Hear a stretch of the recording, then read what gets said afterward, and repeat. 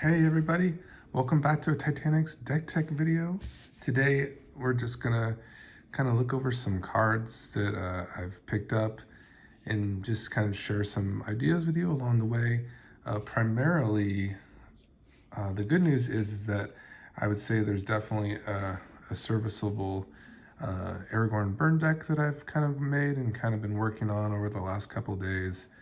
And I've been kind of acquiring some of the cards along the way. It's been pretty exciting to kind of look at some of the cards that are available, and just really excited to accumulate all the cards. I'll have like a list that's, kind of a preemptive list. I want to just mention that I play like kind of the cards in my collection. So in terms of lands, I did have to kind of spend some money on the triomes and, the three colored lands. And so that can kind of get expensive. I did leave the pathways in because that's what I have access to at this time. Maybe over time, as I acquire, the lands that come in untapped, based on the amount of opponents you have. Like in Commander, there's lands that if you have two or more opponents, they come untapped. Those are called the Battle Bond lands. I'll definitely be putting those in, but just keep in mind, there's probably improvements to the mana base. You could probably take some of the red basics out and the blue basics and add dual lands, some nicer dual lands in the mix. There's that don't really penalize you for even like a City of Brass, Mana Confluence. Those are the ones that I'm kind of speaking of, and I think I do have a Mana Confluence in there. I don't even have that in my possession. It's just kind of there from Brawl. So just keep that in mind when I put some of these lists up, that they're not always the ones that I exactly play. I'm kind of sometimes subbing the lands out, but for the most part, that's kind of what you see is what I'm playing. So let's get into it. So this is pretty much some of the cards that were going to be mostly based for Aragorn, but I did pick up some cards for the Greasefang deck. Also picked up cards for the Brokos deck as well. So that's nice. But for the Aragorn Uniter deck, the one we're focusing on is the 3 damage target opponent. Aragorn, and all in all, is just the value is just wild. I mean, from just playing this commander, having this kind of mid-rangey style is really suited to it too. I mean, it's really a nice card design. Like the Scry for blue is really good. Just that fact that it can manipulate the top of your deck and kind of put stuff to the bottom that you might not want, and kind of keep things on top that you want to stay. It's a very useful ability, and I do think that overall, like, the green is so very strong, but this particular deck is just mostly geared for that red and the blue. That's primarily kind of what it's geared for. That's really based on kind of a spell slinging. So let's get into some of the pickups that I got recently. For the Greasefang deck, I really think this is a nice one, the Viserys here. It's a nice sack outlet, and it's really nice on curve. So if you can, especially in the Greasefang deck where you want to be starting to like sacrifice things very quickly without like having to pay into it, that's very nice. I mean, usually we're relying on like a Village Rites, like, really nice sequence. Like I can imagine with Greasefang is going to like a turn 1 Entomb, into like a turn 2 arcane signet, whereas then you get into a turn 3 Greasefang into like a Parhelion or some other nasty vehicle into like a Village Rites off of that floating mana that you have with your mana rock left over, if you do hit all your land drops in between, of course. So that ideal start is so very nice. And just kind of having a Viserys here kind of like acts as that Village Rites that is already on the battlefield. It's going to ensure we get to put those vehicles back in the graveyard, and we can kind of regurgitate those as we go. So a nice choice there for Greasefang. This one is also kind of a no-brainer in terms of vehicles, the Aerial Surveiller. Just another really nice one where it's a very affordable cost to cast, and then it's not the worst kind of resurrection either, and kind of getting into that that additional ramp is nice too. So just a really solid vehicle for Greasefang, and I'm glad I was able to pick a couple of these up and just slot it in, because it's just a solid vehicle for that deck. So that's nice. Additionally, because, kind of we're just discussing general ideas, I did pick up some cards from my Brokos deck. landfall in particular, I think the Spring Bloom Druid kind of marks all the boxes off for the landfall cards, because it's going to put a land into your graveyard and then bring out two others onto the battlefield. This is nice because with like the cards like Crucible Worlds, and then Conduit of Worlds as well, and then there's also some other, Ancient Green Warden, to like a more expensive extent. Those cards, they just let you utilize the graveyard to kind of get value from your lands that you put in there, and this is kind of just a perfect thing when you're just keeping the ability to get that land gas. You're putting in the fetch lands in there or whatever else you might be sacrificing. Like there's Entis Restoration as well now. So just getting that value from the graveyard is really nice for the landfall decks. This is also an interesting choice for the Brokos deck. I think it's fine because you want your mutate creatures to kind of have that resiliency, and this kind of just adds a dimension to it, where when you're mutating onto something that it's just, you just know that it has a little extra protection from spot removal. So I think this is overall, it's just a pretty solid one. A Slippery Boggle. This one will also be going into the Brokos deck. It fits very well because our commander is very strong in that deck. It's like a 6/6, and it comes out fairly fast. So this is just a nice one too. Kind of gives us that really extra land gas. Where we're just putting a bunch of basics onto the battlefield in exchange for sacrificing one.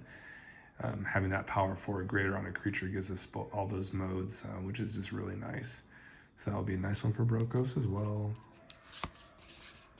This one seems like very good for Brokos as well. It gives you that little kind of mana ramp there. Add 1 mana of any color, and then also the hexproof as long as it's untapped. So that could be very useful for the mutate as well. So I think those are pretty solid choices for Brokos. This is just another copy that I got. I don't believe I had a Gitrog monster in that Brokos deck, but it's just, once again, just like a perfect slot in. So I wasn't utilizing the graveyard enough. It was like one of my first landfall iterations, and I really feel like utilizing the graveyard is like a no-brainer for these Sultai decks or these Abzan landfall decks, even the Simic decks. They should all have this kind of a element of utilizing the graveyard for some land value. So there's the Gitrog monster. So these are just some of the pickups I got for the Aragorn deck. So kind of excited about these, just to kind of get them going here and sleeving them up. It's going to be nice for us. So what I did, with the difference between the Brawl deck that I posted and this one, the EDH version, is I think it's probably going to be okay, is I was playing, I think, with multi-phase cards, 47 lands, and that's quite a bit. So now I'm going to be considering just basically cutting out some lands in favor of like the Soul Ring package and the Mana Rocks. I think it's fine. I think Soul Ring especially is a good equalizer for that. And I think I might have been running a little bit too many lands in the first place. Most of them were spells, but still probably maybe just a tad too many. And I'm hoping that, adding the Soul Ring, the Arcane Signet, and the Fellwar Stone in exchange for some lands will kind of equalize that. And especially with the Soul Ring, I think that will give us some extra mana advantage. So, just kind of leaning on those a little bit more to get faster starts. I think that might be a good exchange, and I'll let you know. I'll report back if it works or if it doesn't. I'm always, willing to try things out. Here is the Firebrand Archer. This card is just fantastic. It is like the Kessig, I think the flamethrower guy. I'd have to look here. Let's see. I just have it here on the top. So it's a flame breather. Similar to that.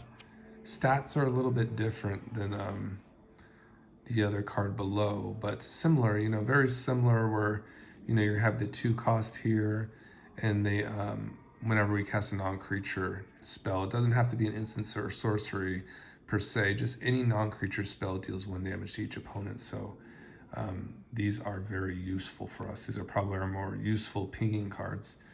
It's going to even benefit us from like playing a Mechanized Warfare, or our Fable the Mirror Breaker. As long as they're non-creatures, we're going to get that 1 damage to each opponent. So these are like kind of staples to our deck.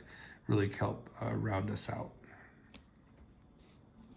Now this one is interesting because it kind of gets offensive too, like for that 2 mana cost. So like for instance, there's cards like Light Up the Stage, which if you do combat or if you do damage for the turn, you can play, start exiling some cards from your library and start getting some more gas. So this card is just interesting that like it could probably attack through like even like a halfling who's going to want to block it anyways. So it's going to get some damage in probably pretty early. You kind of exchange that for losing ramp, right? With like for green mana dorks. So, and the damage of course that it does to our players, it's a different type of style, right? So there's Firebrain Archer, fantastic. And here is the Shatter Skull Smashing, just another very useful card, one that you might be holding in your hand at all costs to utilize the spell. But if you need to, if you must, you can play it for a land. And there's that side here. So these are from the Zendikar set if you're not familiar, and they're multi-phase cards. So you can either utilize this to deal damage to creatures. Up to 2 creatures at once. That's divided the damage from X, or pay 3 life, and this land would come in untapped as a mountain. So these are very nice cards. Reckless Impulse. This is just more of our gas that we're going to be, casting this and getting some cards from the top of our library and be able to play those until our next turn. Just a fantastic, we're going to be looking to exhaust our resources that way and to really keep storming off with Aragorn. So there's that. Very nice kind of dual. This is from the Crimson Vow, the double feature. It's nice, huh? Very cool. Strike It Rich. I've been pleased with this card. It's been fantastic. Look at this. It's a foil too. It's a nice one. From the Modern Horizons 2, I believe. So yeah, I've been very happy with Strike It Rich. It's very good to kind of get us that early land treasure ramp, which is really nice. And then we can use it later to, activate Aragorn and all of our other stuff, all our tools, for a little additional mana, a little flashback. Really like it. Really, really pleased with this card.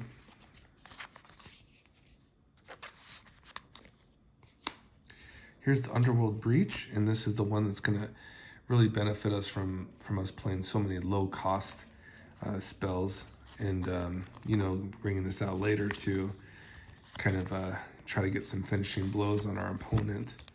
Underworld Breach is the card where it is an enchantment. It comes down, and then all the cards in your graveyard, they gain an escape cost, meaning they can be played from our graveyard as long as we meet the criteria of exiling 3 other cards from our graveyard to and paying that card's mana cost. That would be the criteria for that escape cost.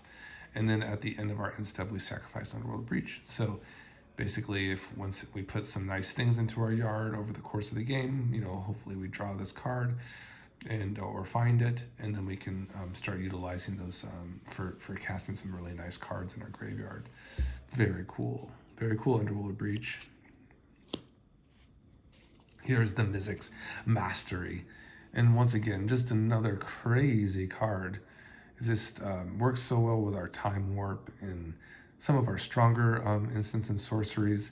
If we get enough instances or sorceries, we can overload this thing and cast many spells at once, and our stuff really goes crazy with that. So the Overloaded, if you haven't played this card, I encourage you to go check it out. Make a pile of cards with like a Mizzix Mastery and just get there with the overload cost. You're gonna have a lot of fun with all the triggers and casting those triggers as they go for the spells. It's very cool. Very cool card. And of course, it can be played for the 4 cost just to get a single instant or sorcery to cast from your graveyard, whereas the Overload would just you can cast as many as you like that are in your yard. So it's just really cool. Whew, what a card. I like that one a lot. I was considering the Descent into Inverness it seems to make sense just because it just is pinging and we kind of want to drain. So I'll still look at it. I just, at this point, I really kind of just pleased with how the list has performed overall in Brawl.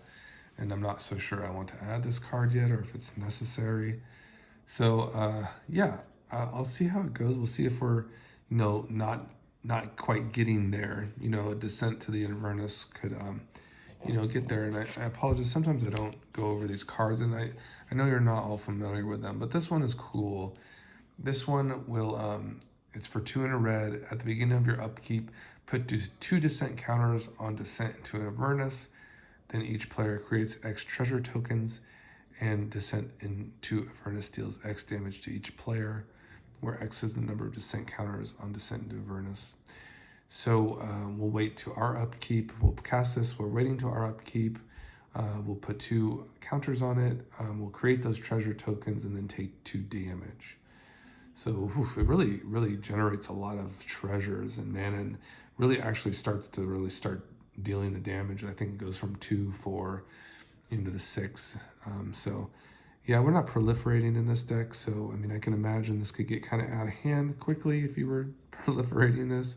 If you had some kind of turbo burn strategy. We're not really in a turbo burn, but I can imagine that could be fun to build. Delayed Fire Blast, Blast Fireball. This is another one of the cards that, kind of seems like an easy slot in. I did get rid of some of our cards that do exiling, like value from the exile, but I am still acquiring a few. So I am still going to consider this. I think it kind of competes with my Brotherhood's End to an extent. So I want to see how the Brotherhood's End does, but this card seems very strong too. It seems very good, and we will put things into our exile zone. We'll put things in the graveyard. So playing this from anywhere other than our hand seems like, definitely a possibility. So I'll see how some of these other cards go, and this would definitely be like on the top of my list for cards. To kind of slot in there. So we'll see how some of the other cards perform.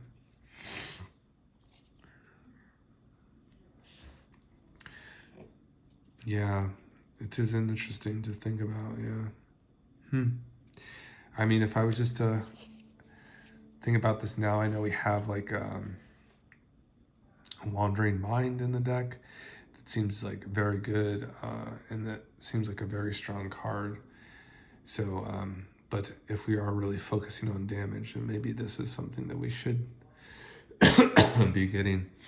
So, yep, definitely something to consider for that. There's no doubt about it. This is definitely going in the deck, the Electrostatic Field. So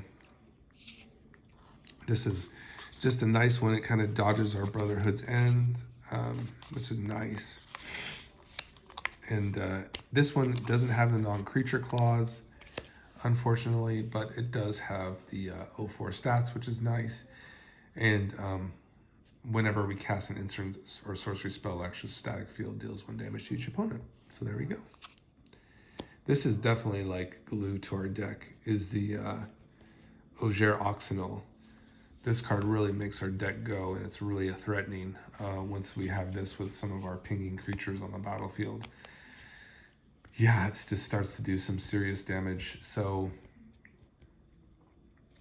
yeah, it's to an opponent. So that's kind of thing you have to kind of get. It's not just to their creatures, it's to their opponent. So it's really just all about the face damage at this point. So it's kind of interesting, like the Delayed Fire Blast would probably do less damage if it was cast from anywhere other than our hand, unless Ogier was like higher power. So that's kind of an interesting combo too. Like that's kind of a non-combo, because it does deal the damage equal to Ogier Oxynal's power instead. So how interesting. It's not a may either, it just does. So that's very interesting. So overall, I'm very pleased with this card too. If it dies, it returns to the battlefield as this. I believe if you do 4 or more non-combat damage during a turn, you can tap this and bring Ogier Oxenol back. So that's nice.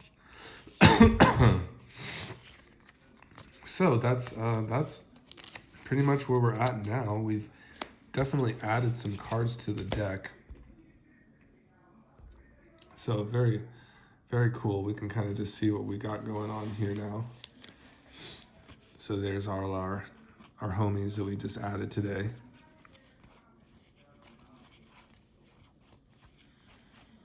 And these are the ones that are the returners. Got a nice little deck going here. So we'll definitely be adding a few more lands here in a couple days. A couple more cards are coming in the mail, but the deck is shaping up, and it's very cool. It is a very cool deck, and I'm very excited for it to give it a spin. It seems very strong. Just seems like a really nice kind of mid-rangey. Has some nice tools. Definitely plays very good 1-to-1. So I'm very excited to see kind of what it will do against multiple opponents. But this card has been fantastic. I could just see it doing well as in a multiplayer format too. Burn Down the House is just a fantastic card, and doing 5 damage to each creature and each planeswalker is just really strong. And really anti-planeswalker meta card, this Burn Down the House. And you know, when you think it's gone, you know, you get a Mizzix Mastery and it's come back, and you're going to take everything out again, because this thing can get through, you know. And we have enough tools in here. You know, we have the lightning bolts and such. We can keep those planeswalkers down, even if they're getting, like, you know, proliferating and kind of getting out of control to an extent. You know, we have those tools to do that. So yeah, thanks everybody for joining me today, and I'll see y'all later.